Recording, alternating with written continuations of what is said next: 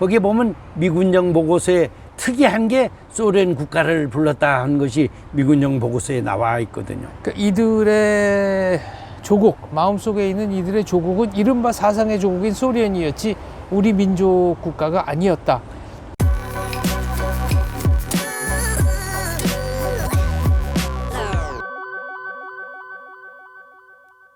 생생현대사 시청자 여러분 안녕하십니까. 제주도로 전 제주경찰서장 김명중 서장님 찾아뵙습니다. 안녕하십니까. 안녕하십니까. 네.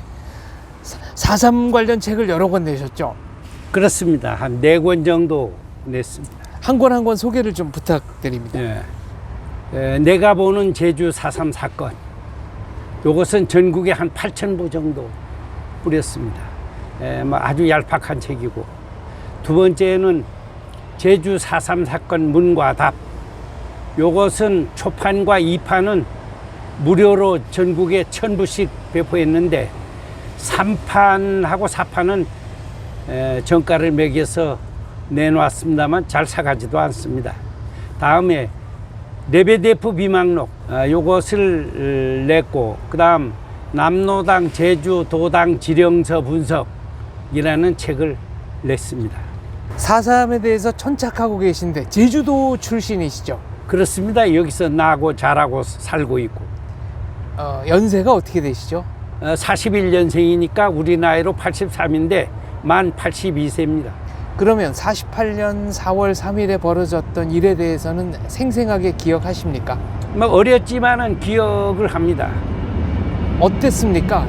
제가 중산간 부락에서 출생했기 때문에 그 4.3이 나고 해안 마을로 소계령이 내렸습니다.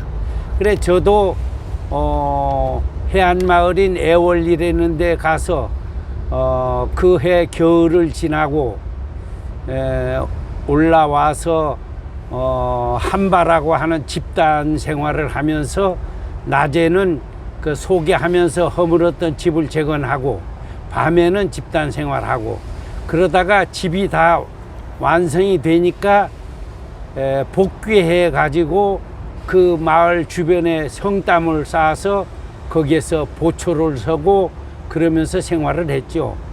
마을에 성담을 쌓았다는 것은 빨치산들이, 그러니까 남로당들이 마을을 습격했기 때문에 그것을 막기 위해서 성을 쌓은 건가요? 그렇습니다. 예.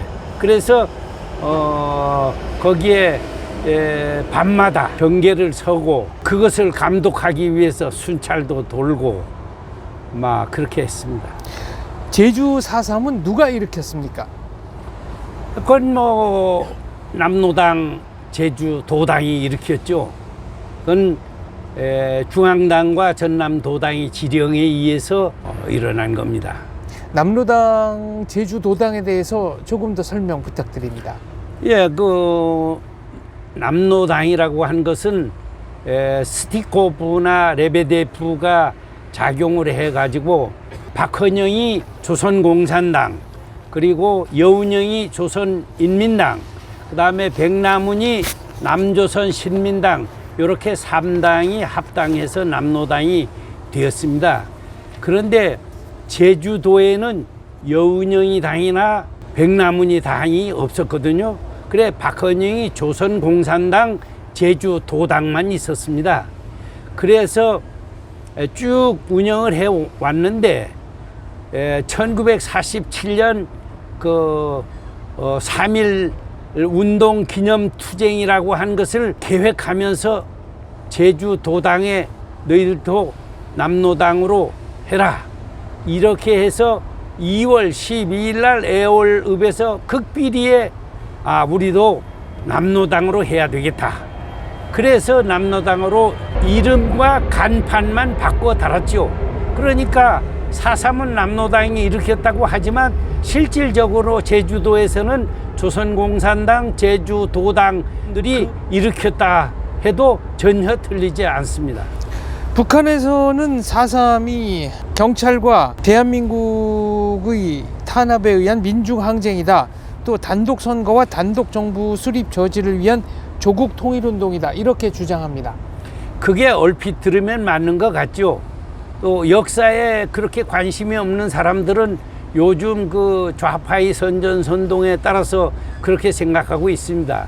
이러한 주장은 당시 4.3을 일으켰던 남로당에서도 그렇게 말했고, 다음에 북한에서도 지금까지 이런 주장을 합니다만, 그 경찰과 서청이 탄압이라고 한 것은 부분적으로 있었던 것도 사실이거든요. 그런데 이것은 한 가지 명분에 지나지 않은 것이고, 그들이 기본 목표라고 하는 것은 남로당 강령 제2호에 나와 있는 것과 같이 조선의 민주주의 인민공화국을 건설하는 것을 목표로 해서 일으킨 폭동이고 반란입니다. 그리고 통일운동이었다. 우리나라 사람 중에 통일 반대하는 사람이 어디에 있겠습니까? 그러나 좌파에게 질문하고 싶은 것은 어떤 통일이냐? 이렇게 물으면 좌파는 답변을 회피하거나 달아납니다. 그들이 얘기하는 통일운동이라고 하는 것은 바로 공산화 통일이라는 것을 우리는 잊지 말아야 되겠습니다. 남로당 강령 말씀을 하셨는데 남로당 강령의 그 점이 명확하게 나와 있습니까? 예, 그 남로당 강령이 한 15개 조항이 되는데 그 중에 제2호에 보면은 조선의 민주주의 인민공화국을 수립하는 것을 목표로 한다. 이렇게 아주 명기가 되어 있습니다. 그러니까 남로당이 한 행위라고 한 것은 하나로 10가지 전부 공산화 통일을 위한, 즉 김일성 노선에 따른 조선민주주의 인민공화국 수립을 위한 행동이었다. 이렇게 해석해도 됩니다. 그렇다면은 남로당이 대한민국 건국에 기여한 바는 없다. 오히려 해악을 끼쳤다. 이렇게 보시는 거군요. 그러니까 지금 현재 대한민국 국민 모두가 뭐 저를 포함해서 과거에 여기서 대한민국에서 살았고 살고 있으며 또 앞으로 살아갈 우리들입니다. 그 대한민국 국민으로서 봤을 때 남로당이 대한민국 건국에 기여한 것은 머리털 것만큼도 없고, 오히려 대한민국 건국을 반대한 그러한 폭동과 반란을 일으킨 그러한 죄악밖에 남로당이 한 게 뭐가 있겠습니까? 남로당이 스탈린 만세, 김일성 만세, 조선민주주의 인민공화국 만세를 불렀다는 기록이 있습니다. 남로당이 마을을 습격하거나 경찰 관사라든지 이런 데를 습격할 때도 조선인민공화국 만세도 불렀고, 적기가도 불렀고, 김일성 만세도 불렀고, 스탈린을 명예의장으로도 이리 했습니다. 그런데 그런 것을 보면 이 사람들이 통일한다는 게 자유민주주의 통일이 아니고 공산화 통일이라는 것은 거기에서도 명백히 알 수 있는 겁니다. 그러고 보면 선생님 4.3이라는 날짜 자체가 이게 또 상징적인 날짜 아니겠습니까? 예, 그렇습니다. 이 좌파들이 어떤 날을 택할 때는 다 그런 의미가 있습니다. 그 박헌영이가 그 개입해서 공사단체 하나 만든 게 화요회라는 게 있습니다. 그건 막스가 태어난 생일날을 택해서 화요회라고 명명을 했습니다. 마찬가지로 제주 4.3도 레닌이 그 러시아에서 10년 동안 망명 생활을 했거든요. 그 쥐리에서 있다 보니까 러시아에서 2월 혁명이 성공했다. 이런 말을 들어가지고 쥐리에서 독일을 거치고 해가지고 결국 러시아로 들어간 그 기념일이 4월 3일 날입니다. 그래서 그 날을 택해가지고 4월 3일 날 거사를 한 거죠. 남로당은 대한민국 건국에 반대했고 북한의 이른바 정부 창설에 기여했다. 이렇게 보시는 겁니까? 그렇습니다. 여기서 그 4.3을 일으킨 주동자가 김달삼인데, 본명은 이승진, 김달삼인데 4.3을 일으켜 놓고 8월 2일 제주도를 탈출하고 해주에 갔습니다. 그 해주 대회라고도 하고 남조선 인민 대표자 대회라고 하는데, 거기 가가지고 북조선 제1기 최고인민회의 대의원이 됐죠. 말하자면 여기서 초대 국회의원이나 마찬가지인데, 그때 4.3 주동자 6명, 그리고 4.3하고 관련은 없지만 과거부터 공산주의 활동을 했던 분 3분, 그래서 제주도 출신 9사람이 그 초대 국회의원이 된 겁니다. 그래서 대한민국에 있을 때는 건국을 반대하고 북한에 가서는 북한 정권 수립을 위해서 앞장선 것이 그 4.3 주동자들이다, 이렇게 보면 됩니다. 그렇다면 4.3 주동자들의 행태는 반대한민국적이다, 이런 해석이 가능합니다. 그렇습니다. 대한민국 건국을 그 무장 폭력으로 반대해서 여기에서 많은 인명 피해를 냈거든요. 4월 3일 당일만 하더라도 경찰과 10명을 포함해서 민간인, 선거관리위원, 심지어 14살, 10살 난 딸들도 그 무참하게 살해됐지요. 그런 것으로 봐서 그들이 행위는 대한민국의 반역행위다, 이렇게 생각을 하는 겁니다. 4.3의 기점이 1948년 4월 3일이라면 네. 종료점은 어떻게 잡아야 될까요? 네, 그게 참 묘합니다. 이 좌파에서는 4.3 사건은 47년 3월 1일 그때 여기서 3.1 발포 사건이 발생했거든요.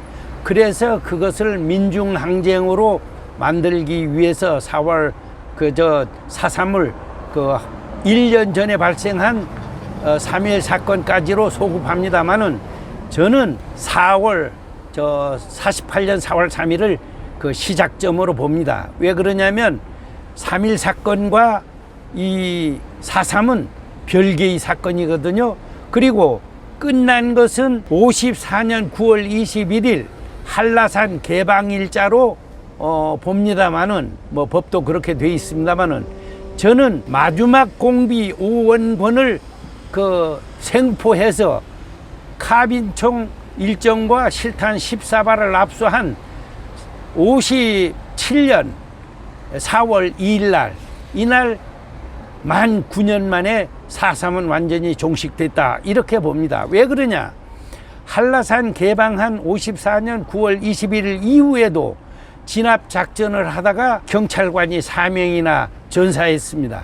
그러니까 마지막 전사한 분이 오원권이 체포한 데로부터 6개월 전인 56년 12월 30날 그렇게 전투하다가 사망했거든요.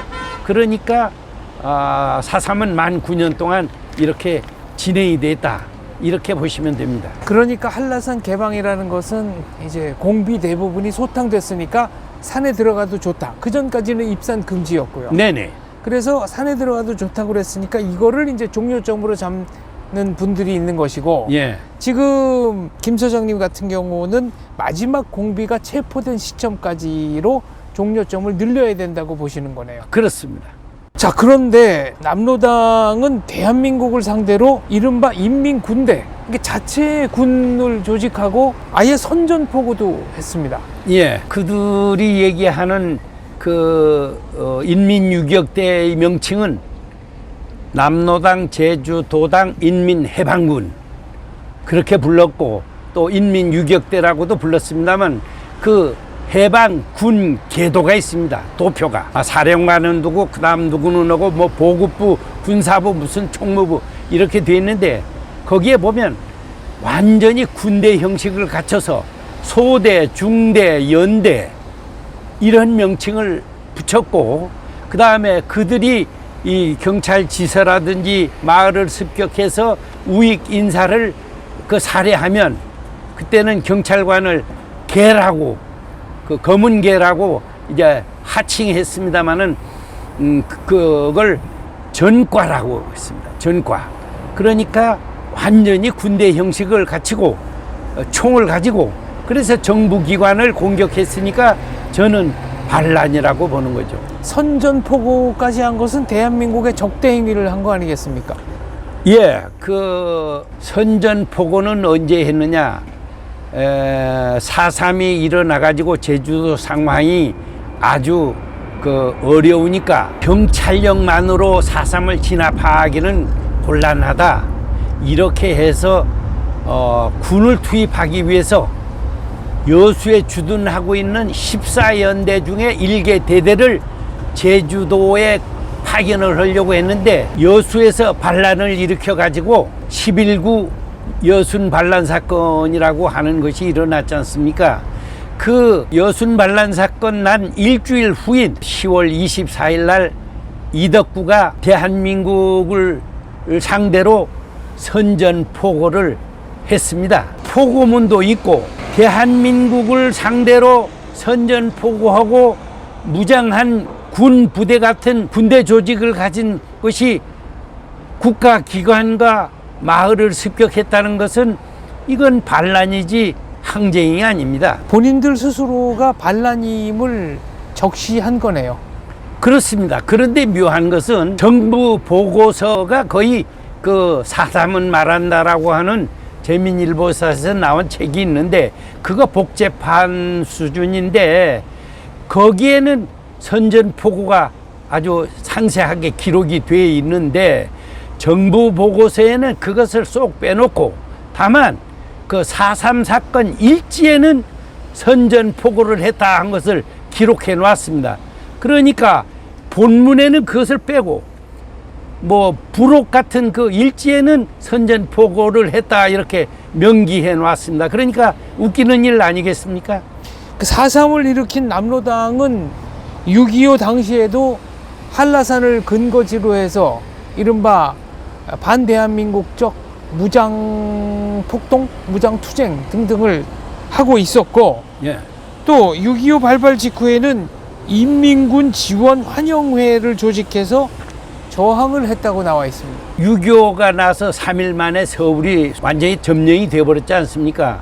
그래가지고 북한 인민군이 인천, 마포, 서대문 형무소에 있는 그 형무소 문을 열어가지고 거기에 수감됐던 제주도 4.3 관련자들이 전부 그냥 그 바깥으로 나와서 대부분 인민군에 편입되어서 낙동강 전선까지 투입이 됐을 거고 일부는 이제 탈출해서 고향까지 온 사람도 있습니다만은 그 6.25가 난 6월 25일 날 난 직후 7월 초에 제주도 각 읍면에서 인민군 지원 환영회라는 것을 만들어 가지고 한라산에는 빨치산을 하고 합세해 가지고 엄청나게 공격을 해댔습니다. 그때 군인과 경찰, 민간인이 엄청 많이 살해됐습니다. 그리고 가옥 같은 것도 많이 불타고 저 중문면 하원 같은 데는 그 습격 들어가지고 마을에 99채 가옥이 완전히 불타고 그랬습니다. 그러니까 그 사람들이 거기가 목포까지 다 점령하고 대구하고 부산하고 제주도만 남았지 않습니까? 그러니까 인민군이 곧 제주도 상륙할 거라 해서 기고만장했죠. 그래가지고 남쪽에서는 제주도에서 하고 저쪽에서는 내려오고 그래 상륙하면 그 인민군 환영위원회를 만들어 대대적으로 환영하고 그것뿐이냐 이 사람들이 그 환영위원회를 하면서 병문을 발표했는데 행정기관, 사법기관은 인민군 들어오면 그 대비책을 강구하라 이렇게 협박을 했단 말이에요. 그건 뭔 말이냐? 인민군 오면 인민재판 할 테니까 사법기관에서는 그 준비하고 또 행정기관에서는 인민군 잘 대접하고 뭐 그렇게 하라고 한 것이 그 인민군 지원 환영위원회가 아니겠습니까? 이것을 보고 항쟁이라고 우리가 할 수가 있겠습니까? 그 반란이지. 저는 그렇게 봅니다. 그러면 이렇게 반대한민국적 행위를 한 사람들에 대해서 네. 대한민국 정부가 보상을 하고 있는 이 작금의 현실에 대해서는 어떻게 봐야 되겠습니까?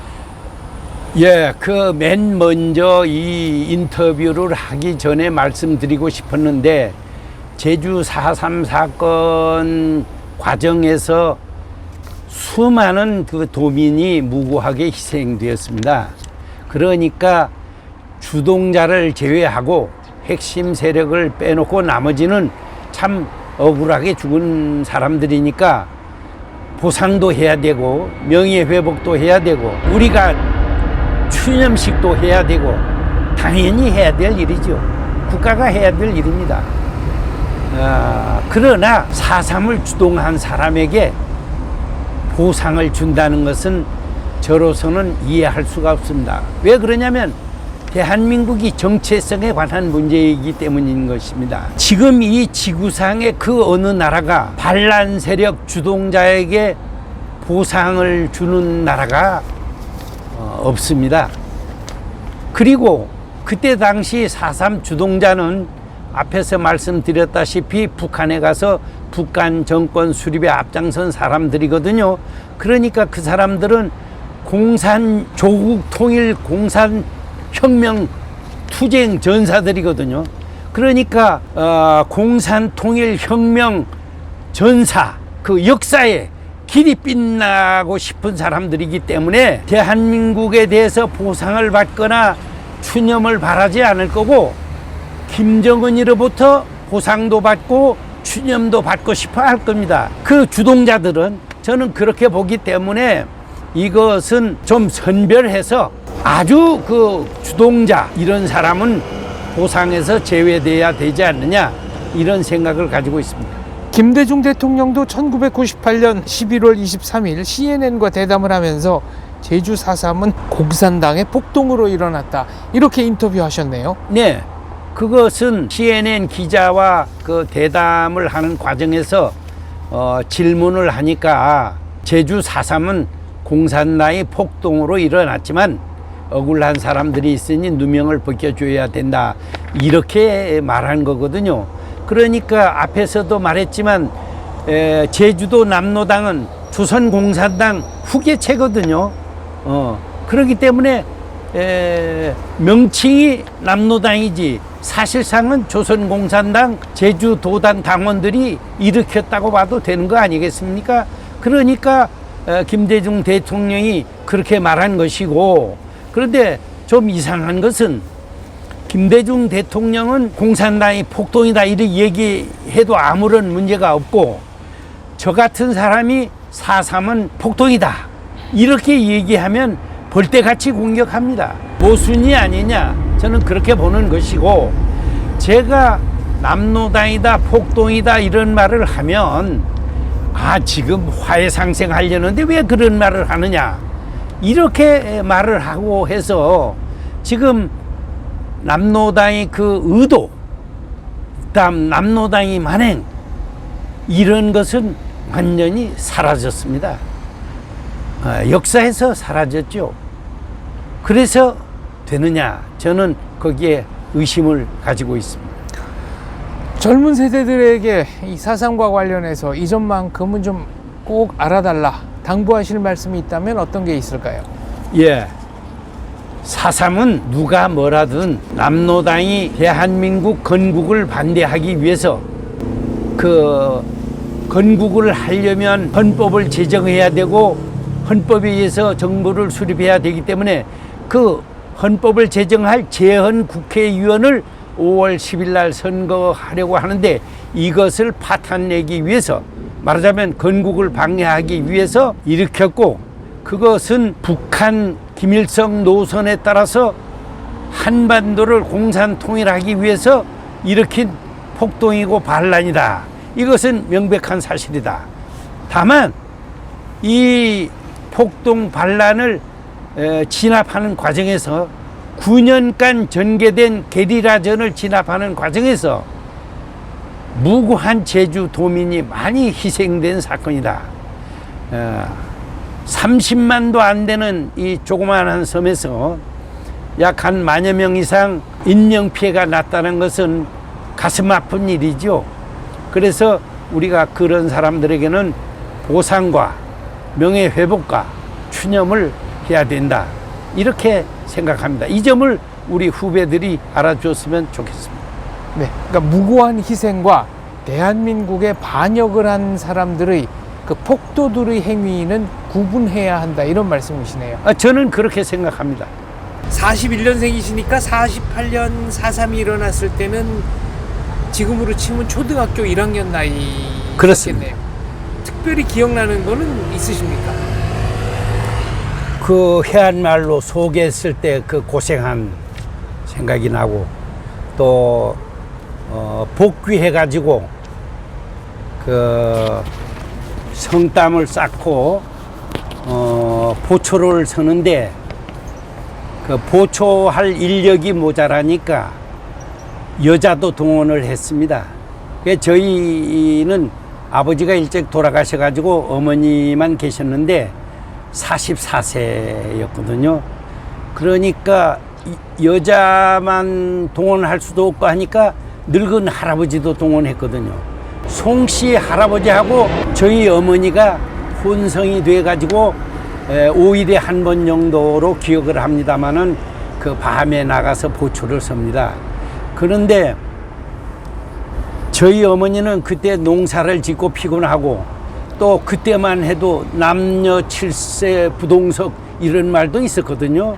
한데 제가 9살 때 그 무슨 생각인지는 모르지만은 어머니 대신 그 보초를 계속 나갔거든요. 그 밤중에 거길 나가면 금방 귀신이 나올 것 같고 또 공비가 나올 것 같고 상당히 그 밤새껏 그 공포했던 그런 기억이 납니다. 그때 당시는 그 순찰조가 있어가지고 잠자지 못하도록 하기 위한 순찰조도 있었는데 암호도 있었습니다. 그래서 암호를 주고받고 거의 전시와 그 마찬가지입니다. 그런데 어린애 저 같은 9살 난 놈이 가가지고 보초를 서는데 그게 무슨 도움이 되겠습니까마는 그러나 어디서 그 공미가 들어왔다 습격했다는 것만큼은 어떤 방법으로든지 알릴 수도 있지 않겠습니까? 그래서 그렇게 이제 하고 순찰조가 이리 돌다가 저를 보면 어리게 고생한다 뭐 이렇게 해서 머리도 쓰다듬어 주고 그런 기억이 납니다. 서장님께서는 평생 제주도에서만 사셨습니까? 예, 여기서 나고 자라고 살았고 살고 있으며 앞으로도 여생을 여기서 마칠 겁니다. 그래서 4.3에 대해서는 다른 사람들이 할 수 없는 얘기를 많이 해주실 수 있는데 잠깐 좀 부연 설명을 하자면 산 중턱에 있는 마을들은 공비들이 언제든지 습격해서 점령을 하거나 또 물자를 약탈해 갈 수 있으니까 그런 마을들을 다 태워버리고 주민들을 다 해안가로 소개를 시켰다 이런 말씀이시죠? 그렇죠. 작전상 우선 그 물자 공급을 차단해야 되고 은신처를 차단해야 되고 또 정보 그러니까 공비와 여기에 있는 사람들이 그 정보 교환 이런 것을 차단하기 위해서 그 이제 해안 마을로 소개하도록 했습니다. 그런데 저희 부락은 전부 불태우지는 않았고 어떤 부락은 뭐 전소된 그런 것도 있고 그 다음에 거기에 이제 그 교육열이 많아서 그때 당시에는 그 초등학교를 국민학교라고 했는데 저희 고향에도 국민학교를 이제 지었습니다. 근데 저희 부락의 학교는 공비들이 불태웠습니다. 불탄 게 한 27개 교로 제가 기억을 하는데 거기에서 토벌대가 불태운 것은 적고 공비들이 불태운 학교 수가 훨씬 많습니다. 그런 것도 이 진압하는 군경이 거기 가서 주둔하는 거라든지 이런 걸 방지하기 위해서 그들이 그렇게 불질렀을 겁니다만은 제가 생각하기에 그 주민들이 정말 고생해서 지은 학교를 불태웠다는 것은 그것만 봐도 반란이지 않겠느냐, 그것이 민중항쟁이겠느냐, 저는 그렇게 생각합니다. 당시 공비들의 습격에 대비하기 위해서 마을 사람들이 마을 바깥에 그러니까 담처럼 생긴 성을 쌓았다는 기록도 있습니다. 그렇습니다. 그래서 제가 보초를 썼다고 그런 겁니다. 그러면 주민들이 다 나가서 자발적으로 성을 쌓은 겁니까? 예, 주민이 누가 쌓아줄 사람이 있겠습니까? 스스로 자기를 보호하기 위해서 물론 그 정부 시책에서 그렇게 했습니다마는 다 나가서 하면서 고생했죠. 그리고 성담을 쌓고 그걸 지키고 그랬습니다. 그런데 다른 마을과 연결되는 그런 주요한 길 그런 데는 젊은이들이 보초를 서고 길이 없는 중간중간에는 저희 어머니 같이 그 같이 한 송 할아버지와 같이 이렇게 그 보초를 선 거죠. 그러면 거의 전시 상황이었다고 봐야 하겠네요. 아, 그러면 게리라전이죠, 뭐. 네. 그런데 이 4.3 주도자들이 양민 학살한 경우도 상당히 많지 않습니까? 아, 그렇습니다. 4월 3일 날 당일 경찰관 10명, 그 다음에 선거관리위원 등 일반인 17명에서 합계 27명이 그 살해됐거든요. 그 27명 중에는 14살 난 딸, 10살 난 딸, 이런 어린애기도 잔인하게 살해당했습니다. 그 전체적으로 지금 정부 보고서에 나와 있는 공비들이 살해한 숫자는 1756명으로 제가 기억하고 있습니다. 독립운동가 이도종 목사를 생매장한 사건도 있고, 또 남원리에 거주하시던 정남국 씨 1916년생 예. 민보단에 가입했다는 이유로 48년 11월 28일 임신 6개월 된 부인, 자녀 10살, 8살, 6살, 누이 동생 25살, 그리고 누이 동생의 자녀 3살, 2살, 1살, 둘째 누이 동생 17명, 집에 같이 살던 외가쪽 친척 아이 15명 등을 한꺼번에 15살짜리. 네. 그래 합계 10명을 네, 한꺼번에 공비들이 몰살한 기록도 있네요. 네네, 그렇습니다. 그러니까 그 사람이 무슨 뭐 민보 단장을 했다든지 제주도 그 면에서 무슨 책임자가 된 것도 아니고 단지 그 보초를 서기 위해서 조직한 민보단의 그 부단장인가 요것을 했는데, 그 아무런 죄 없는 1살, 2살, 3살짜리를 그렇게 해서 일가족 10명을 그냥 일시에 몰살했죠. 그 시체도 못 찾았다가 나중에 어떻게 한두 구 발견해서 장례도 치른 적이 있습니다. 이런 기록이 많네요. 조천리에 살던 이월생님 1936년생 예. 여성분이신데, 이분은 남로당에 비협조한다는 이유로 48년 11월 10일 아버지, 어머니, 숙부, 동생 9살, 7살, 4살, 3살, 2살 등 8명이 한꺼번에 몰살당했다. 예. 13살이었던 본인도 돼지우리 속에 숨었다가 발각되어 창으로 여러 군데 치명상에 가깝게 찔렸으나 자기가 죽은 줄 알고 공비들이 퇴각하는 바람에 구사일생으로 살아났다. 네. 네. 예, 이것도 제가 그 직원을 체록한 내용입니다만, 그 아버지가 좀 괜찮게 살았던 모양인데 4.3이 나니까 신변의 위험을 느껴가지고 제주시 쪽으로 이사를 가려고 했는데, 집 주인이, 그 사람도 일단 거기 피난을 왔다가 거기서도 위험하니까 이 제주시로 오려고 하는데, 집 주인이 그걸 그 남로당 측에 제보를 하니까 이제 평상시 쌀도 잘 안 주고 협조도 안 하는 반동이라고 해서 습격해가지고 그 8명을 그렇게 어린아이까지 다 죽였는데, 이 이월색 아주머니가 그 제주도에는 과거에 저 변소에 돼지를 키웠거든요. 그러니까 거기 돼지가 들어가서 하는 우리가 있습니다. 거기에 13살 난 그 이월색 아주머니가 들어갔는데, 그걸 끄집어내서 그 변소에서 그냥 수십 군데 찔렀는데, 어떻게 다 죽은 줄 알고 이거 퇴각했는데, 그 구사일생으로 그 살아난 거 보면, 그래서 그 아주머니도 비만 오면은 아파가지고 그냥 신음하고 그러는 걸 제가 직접 봤습니다. 당시 남로당 제주도당 당원 몇 명 정도나 됐습니까? 제주도민은 한 30만 명 됐고요. 네, 뭐 27만 내지 28만 이렇게 통계들이 나오는데, 남로당원이 몇 명이냐 한 건 상당히 설이 많습니다.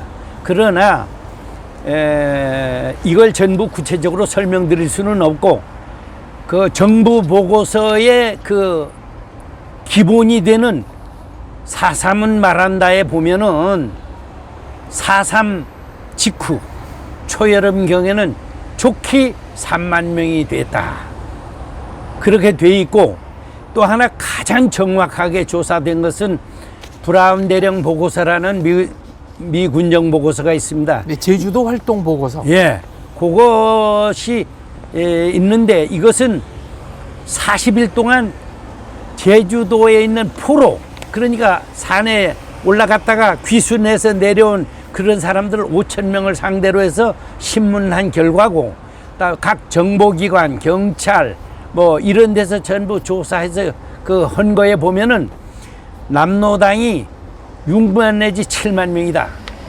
그런데 그 중에 대부분은 그 공산당이 뭔지 모르는 농민이나 어부들이다. 그런데 최고조에 달했을 때는 인민민주주의 군대라고 그 보고서에는 나와 있는데 4,000명이 장교와 사병으로 이루어졌다. 그 중에 10%는 무장을 했고 나머지는 죽창이나 철창을 가지고 일본도를 가지고 했다. 그리고 2개 연대, 그 다음 보충대대, 보충 전투대대를 가졌다 하니까 그 규모가 3,000명은 최소한도 된 것으로 봅니다. 그래서 저는 그 일본으로 도피한 김봉현이라고 있습니다. 그 사람이 쓴 책에도 3,000명이 열혈 무장대가 있었다 하니까 저는 3,000명은 제주도에서 그 좀 양심적으로 미안한 생각은 가져야 되지 않냐. 3,000명은 핵심 핵심 세력이라 봅니다. 네. 전체적으로는 4.3은 말한다에서 3만 명, 브라운 대령 보고서에서는 6만 내지 7만 명이라고 했지만 그거 전체는 아니고 그 3만 명은 최소한도 3만 명은 된다. 이렇게 보는 것이고, 핵심 세력은 그 3만 명의 10분의 1, 3,000명은 그 김봉현이도 스스로 얘기했다시피 핵심 세력으로서 좀 자숙하고 양심의 가책을 느끼면서 살아야 되지 않냐, 이렇게 보는 겁니다.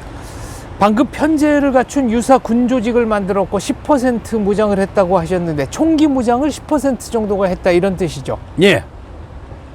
그건 이제 경찰과 군인한테서 뺏은 거, 또 경찰과 군인에서 그 제공한 것도 있습니다. 그 다음에 일본군이 퇴각하면서 묻어두었던 이 동굴 속에 있는 무기, 또 바다에 버린 무기, 이런 것을 인양해 가지고 사용했다고 봅니다. 특별 조직책들이 본토에서 파견되었다, 이 얘기는 무슨 얘기입니까? 그것은 중앙당이나 전남도당에서 제주도 남로당을 창설하기 위해서 그 선농 전문가, 또 조직 전문가가 6명이나 여기 내려왔다는 거죠. 그러니까 그 사람들이 그렇게 내려오니까 약 500 내지 700명이 공산주의가 뭐다 하는 것을 아는 젊은 사람들이 거기에 동조했다, 이런 것이 미군정 보고서에 나와 있습니다. 4.3이 북과 연계가 있느냐 없느냐에 대해서는 뭐 여러 가지 설이 있습니다만은 확실한 것 하나는 이른바 남로당 제주도당 인민해방군 사령관 김달삼, 본명 이승진, 이자가 당시 뭐 22살, 23살밖에 안 되는 청년이었죠. 그렇죠. 지금 거기도 24년생이다, 26년생이다, 뭐 세 가지 설이 있습니다. 25년생이라는 것도 있고 한데, 또 북한에서 나온 그 책에는 26세로 나와 있기도 합니다. 아주 젊은 친구였죠. 그런데 이자가 1948년 8월 2일에 제주도를 탈출해서 박헌영의 지령에 따라서 지하선거를 하고 지하선거 투표지를 가지고 월북해서 해주까지 갑니다. 그렇습니다. 거기 가져간 숫자가, 그 지하선거 투표지가 52,350명 분의 투표지를 가지고 갔습니다. 제주도에서만. 예. 네. 이거는 교과서에도 안 나오고 젊은 사람들은 잘 모르는데, 예. 박헌영이 남쪽은 단독 정부 남쪽에서만 선거를 하지만 북쪽은 남북 다 선거를 했다, 이런 그 명분을 만들기 위해서 북쪽에서부터 이른바 지하선거 요원들을 남쪽으로 내려보내 가지고 뭐 실제 선거를 한 건 아니고요. 네. 그냥 뭐 시골 마을 골방 같은 데서 감자 같은 걸로 도장 파가지고 위조 투표용지 만들어서 이렇게 했네, 말하자면 선전선동 수단 자료를 만들어 간 거 아니겠습니까? 그렇습니다. 근데 김달삼은 이거를 좀 제대로 해보려고 그러다가 사달이 난 거 아닌가요? 예. 그래서 여기에서 그 제주도에서 그 친구가 탈출한 이후에도 계속해서 지하선거는 계속됐습니다. 그러니까 52,350명 플러스 알파가 또 있었던 거죠. 그러니까 그것은 뭐냐? 그 북한의 그서 지하선거를 통해서 우리에게 배당된 것이 360명 국회의원이거든요. 그 3배수인 1,080명을 여기서 뽑아가서 거기서 이제 360명을 대의원으로 해서 그 이제 북한 정권 수립에 앞장을 섰는데 그 중에 제주도에서 6명, 4.3과 관련되지 않는 사람 3명 해서 제주 출신 9명이 그 초대 국회의원을 한 거죠. 그러니까 4.3의 주동자 중에 하나인 김달삼은 대한민국 건국은 방해했고 본인 스스로가 북에 가서 이른바 북한의 그 초대 국회라고 해야 될까요? 국회의원 했습니다. 예. 그럼 이제 4.3의 성격은 뭐냐? 이런 문제가 남습니다. 그러니까 저는 그것이 좌파에서 설명하는 민중항쟁이 아니고 반란이다 이렇게 보는 겁니다. 제주도 당시 인구가 30만에 조금 못 미쳤다고 말씀하셨는데 네. 제가 기록을 보니까 45년 8월 해방부터 이 48년까지 제주도에 이른바 그 일본에 건너갔던 제1교포들도 많이 다시 뭐 귀향을 하고 해서 인구 구성비가 상당히 바뀌었다는 기록을 봤습니다. 뭐 그런 점도 있을 겁니다. 그리고 아까 말씀드린 특별 조직책들이 본토에서 파견되었는데 선전선동 전문가들도 또 육지에서 제주도로 건너왔다고 돼 있네요. 네. 그러니까 그것은 북한에서 파견한 거죠. 예. 북한에서 교육받은 사람들이 내려왔고 그것이 중앙당에서 여기에다가 특별히 파견했다고 봅니다. 왜 제주도가 미군령으로도 오해를 받게 됐다는 것은 아까 그 말씀드렸습니다마는 남로당 숫자도 많고 그랬습니다마는 제주도가 이 외딴 섬이라서 본토에서 일어나고 있는 정보라든지 이런 정세에 좀 어두웠다고도 볼 수 있죠. 왜 그러냐면 본토에서는 그 9월 총파위라든지 대구 폭동 사건이라든지 27 폭동을 거치면서 이 좌파들의 실상을 어느 정도 알고 또 국제 정세라든지 이런 것으로 봐서 38전 왕래도 차단되고 어차피 남한만이라도 선거를 해서 해야 되지 않겠느냐는 공감대가 어느 정도 형성이 됐거든요. 근데 제주도는 그러한 데서 이탈을 해가지고 여기에서 이제 폭동을 일으키게 됐습니다. 예, 그것이 아주 불행인데 이것은 여기에 있는 주동자들이 얼간이 같이 주민들을 선동한 점도 있겠지만 중앙당이나 전남도당에서 여기는 좌익 조직이 온전해 있는 상태에서 만약 남한의 단독 정부가 수립되면 남로당이 갈 곳이 없거든요. 그래서 너네 다 죽는다. 그러니까 앉아서 죽느냐 서서 뭐 죽느냐 한바탕 해야 될 거 아니냐. 그래 가지고 아주 부추긴점도 있고요. 왜 제주도에 그러한 그 좌파 거물들이 있었느냐. 여기에서 저 북한에 가가지고 초대 교육부 장관 한 사람도 여기 출신입니다. 저 장종식이라고 여기 저 용담 출신인데 거기 그 제행정국 교육부 국장을 했거든요.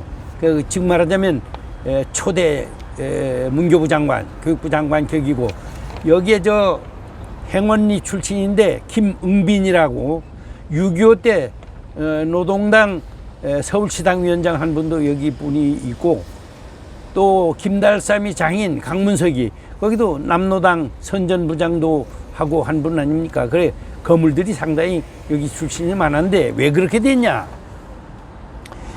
제주도가 그 척박한 땅에서 뭐 먹을 게 별로 없지 않습니까? 그러니까 일본으로 많이 가가지고 거기서 노동도 하고, 선각자는 대학에 가서 고학하면서 대학도 나왔지 않습니까? 근데 1928년에 코민테른에서 일국의 당은 하나만 두어라 이런 지시를 내렸습니다. 일국 일공산당. 예, 그 지령을 내리니까 우리 여기서 유학 간 학생들이 조선공산당 일본 지부가 있었고 일본 공산당 조선 청년 동맹이 있었는데 이게 이제 없어지게 됐단 말이죠.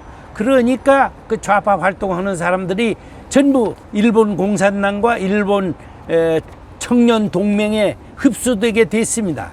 그뿐만 아니라 레닌이 그 약소민족 해방 이러한 구호를 내걸었거든요. 그렇게 하니까 일본 공산당은 약소민족 해방이다. 그러니 조선 해방, 만주 해방, 대만 해방 이런 노선을 그 정강에 명시했습니다. 그러니까 우리나라 사람으로서는 조선공산당 강령에 따라서 활동하는 것이 독립운동이고 계몽운동이고 그런 거란 말이죠. 그래서 노동운동이고 이래 가지고 하고 그 사람들로부터 많은 지원도 받았고 이래 가지고 자연히 그쪽으로 많이 흡수됐고, 그러한 선각자 그 인테리들이 서울로 고향으로 이래 들어와서 이렇게 아주 똑똑한 사람, 이 마을마다 이런 사람을 교육을 시켜서 의식화를 시키고 그 사람들이 학교 선생도 되고 지도자가 되고 이러한 것이 해방 전까지 완전히 여기는 조직체가 갖추어졌거든요. 지금 조직 말씀하셨는데 아주 조직적으로 일어났다는 증거는 4월 3일 350명이 12개 지서를 일시에 공격을 합니다. 그래서 당일날만 경찰관 10명, 민간인 17명이 살해당합니다. 예. 그리고 제주도 남로당 폭동 지령 문서에 보면 48년 2월 중순부터 3월 5일 사이에 제주도 전역에서 폭동을 시작하라. 경찰 간부와 고위 관리들을 암살하고 경찰 무기를 노획하라. UN 한국임시위원단과 총선거, 군정을 반대하고 인민공화국을 수립하라. 이렇게 아예 명시적으로 나와 있네요. 그렇습니다. 그 지금 좌파에서는 4.3은 제주도 인민항쟁이지 중앙에서 지령을 받아서 일어난 것이 아니고 제주도당 단독으로 4.3을 일으킨 것이다 이렇게 주장을 하는데, 그것은 민중항쟁을 합리화시키기 위한 한 가지 구실일 뿐, 그 미군정 보고서에 보면 그런 게 있습니다. 2월 중순부터 3월 5일 사이에 폭동을 일으키라 한 지령을 우리 경찰이 입수를 했고, 두 번째는 경찰과 방첩대가 가가지고 그 문서를 압수한 거에 보면은 2월 15일부터 3월 5일 사이에 완전히 여기서 폭동을 일으키라 이런 지령문이 있거든요. 그렇게 했는데 지령이 없다, 이건 말도 안 되는 얘기고, 또 한 가지는 중앙당이나 전남도당에서 오르고 그 조직 지도책이라는 사람들이 상시 여기에 파견돼 왔거든요. 그 사람들이 야, 너 하지마, 지금 정세가 좋지 않아 하면 그 사람 말 한마디에 여기 사람은 따르게만 돼 있거든요. 그런데 그 사람이 있는 입회하에서 회의도 주재하고 전술도 뭘 하고 이렇게 했는데, 아니 제주도당 단독으로 했다? 그것은 어불성설이죠. 그래서 지령이 없다 하는 것은 궤변이라고 생각합니다. 미군 보고서에 의하면은 많은 폭도들이 소련 국가를 불렀다라고 나와 있습니다. 예, 그 27 그 총선 반대 폭동 지령이 있었지 않습니까? 전국적으로. 제주도에도 그 지령이 나와가지고 많은 그 움직임들이 있었거든요. 그 중에 하나를 보면은 여기서 그 지서 앞에 가서 데모도 하고 아주 그렇게 하다가 역부족하니까 뭐 물러서긴 했습니다만은, 거기에 보면 미군정 보고서에 특이한 게 소련 국가를 불렀다 하는 것이 미군령 보고서에 나와 있거든요. 그러니까 이들의 조국, 마음속에 있는 이들의 조국은 이른바 사상의 조국인 소련이었지 우리 민족 국가가 아니었다. 이런 예. 그렇게 주장하는 학자도 있고 그렇게 보는 사람도 있고 저도 거기에 어느 정도 동의하고 있습니다. 그런데 선생님, 4.3 전에 2월에 뭐 경찰서도 습격하고 경찰관들을 생매장하는 시도도 하고 그 남로당 세력의 물리력이 이렇게 강성했던 이유는 어디에 있습니까? 그러니까 그것이 그 사계리에서 발생한 사건인데 대공순찰을 했던 경찰관 둘이 이병돌이라고 하는 이장집에 묵었었는데 거기에서 그 불악 청년들이 그 사람들을 해서 생매장을 시도했거든요. 근데 마침 경찰학교 교육을 받던 학생들이 그쪽을 지나가다가 그런 소식 듣고 가서 그걸 구출한 사건입니다. 그게 그 3.1 사건, 그러니까 3.1 발포 사건 난 직후에 도내에서 여러 가지 일들이 있었는데 그 가운데 하나의 사건이라고 보시면 될 겁니다. 그리고 6.6 사건이라고 해가지고 민청 회원들이 불법 집회를 한다는 소식을 듣고 경찰관이 거기 나갔다가 완전히 그 사람들에게 폭행을 당해가지고 도망을 갔는데 바다에 빠져 도망갈 곳이 없으니까 그 막다른 골목에서 바다로 뛰어들었는데 그 갈고리로 그 바다에 빠진 걸 이제 끄집어내가지고 아주 문매를 가하는 바람에 그 사람들이 반죽음을 당한 그런 사건이 있었습니다. 그게 6월 6일 날 있어서 6.6 사건이라고 하는 사건입니다. 그런데 어떻게 남로당 계열이 그런 물리력을 확보할 수 있었던 걸까요? 그러니까 여기에 그 앞에서도 말씀드렸습니다마는 좌파의 그 조직 이것이 아주 해방 직후부터 서서히 이제 많이 전파가 됐죠. 그때쯤 되니까 거의 마을마다 그러한 조직들이 이루어져 가지고 우리 단독 정부 수립을 반대한다는 그런 명목하에 그와 같은 사건들이 일어났습니다. 시치코프 일기에 보면 대구 폭동이라든가 그 전에 있었던 총파업을 위해서 북한에서 돈을 아예 내려 보낸 기록도 있고요.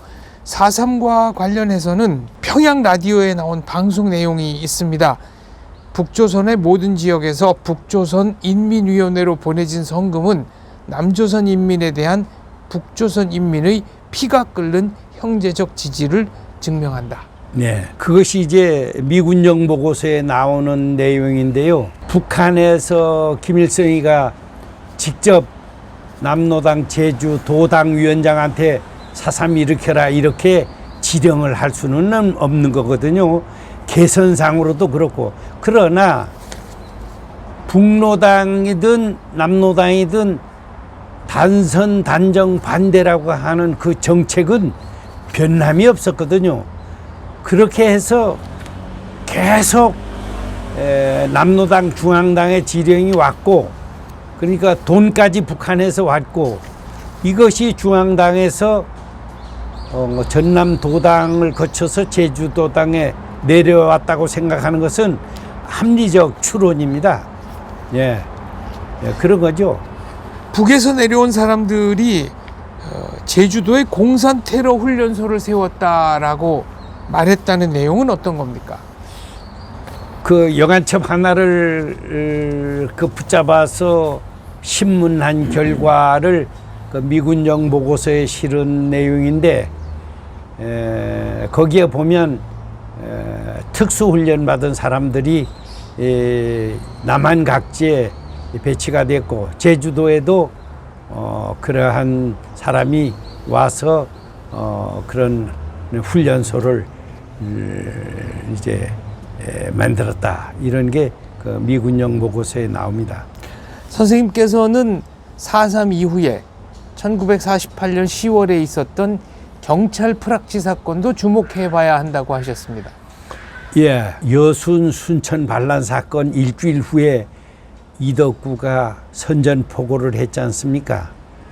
예, 그 직후인 11월 1일 날 경찰에 있는 프락치들이 일시에 그 무기고를 탈취하고 통신을 장악하고 그다음 유치장을 개방하고 이래 가지고 일제히 제주 도내에 있는 고급 공무원 또 경찰 간부를 사살하고 또 국가기관을 방화하려는 그런 계획을 세웠거든요.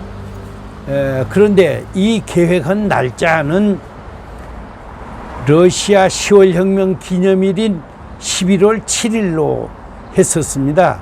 그런데 선전포고가 나고 그것이 시끄러워지니까 할 수 없이 일주일을 앞당겨서 11월 1일 날로 됐습니다. 근데 왜 10월 혁명인데 11월 7일이냐? 그것은 러시아에 사용하는 그 력하고 다음에 우리 양력하고 그런 차이가 있어서 10월 25일 날 10월 혁명인데 우리 양력으로는 11월 7일인 겁니다. 그래서 그것을 일명 제주도 적화음모 사건이라고도 하고 11.7 사건이라고 하는 건데 그게 바로 경찰 프락치를 중심으로 해서 완전히 그 제주도를 적화하기 위해서 그 판을 바꾸려고 했죠. 그것이 만약 서영각이라고 하는 그 경찰관이 전향을 하지 않았다면 제주도가 완전히 판이 바뀔 뻔한 그런 사건입니다. 어떻게 보면은 지금 말씀하신 여순이라든가 제주도의 10월 경찰 프락치 사건 등이 미리 터졌기 때문에 6.25 때 적화가 되지 않았다라고도 볼 수 있겠네요. 그것은 정확한 그 생각입니다. 왜 그러냐면 제주 4.3 사건을 그 진압하기 위해서 14연대 일개 대대를 파견했는데 그 사람들이 반란을 일으키고 또 중앙에서는 강원도에서도 그런 일이 있었고 대구에서도 있고 이와 같이 군 내부에서 반란 사건이 있고 월북 사건이 있으니까 야 이거 군내에 남로당이 상당히 침투했구나 해서 그걸 계기로 14연대 그 여순 반란 사건을 계기로 경찰 군 내에 있는 그 프락치들을 제거하는 숙군 작업을 실시했습니다.